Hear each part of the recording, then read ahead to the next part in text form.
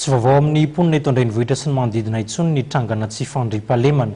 Na mbola tsy maizana aza ny andro dia efa manjaka ny asan-jiolahy ny asan-dahalo eto an-drenivohitra isan'ny aran'izany ary mateti-pitranga ny eny amin'ny tanànan'ny Ampifloha, ny eny Anosy sy ny manodidina eny araka ity tato-baovao ity. Faritra mena io no azo ilazana ny Ampifloha sy Anosy izay malaza be amin'ny fanaindahana vonin'olona ary sinto-mahery amin'izao fotoana izao. Saika isan'andro ireo mipetraka manodidina eny toerana no ahenona ireo tranga ireo eny toerana. Manomboka amin'ny 7 arivo dia efa tsy azo andehanana eny elakelan-trano raha nambaran'ny mpivarotra iray. Tena enjana be ny sécurité aminay ety. Be mpangalatra be ety, misy miantso foana ety amin'ny alina. Eo amin'ny 7 amin'ny 20 dia efa tsy azo andehanana.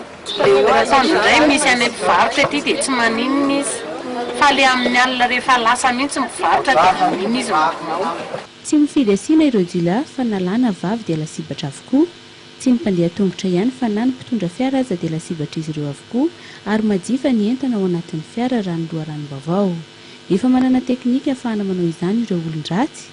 Tsy tanam-pola anefa izy ireo no manao ny asa ratsiny fa mitondra fitaovam-piadiana tahaka ny antsy maranitra.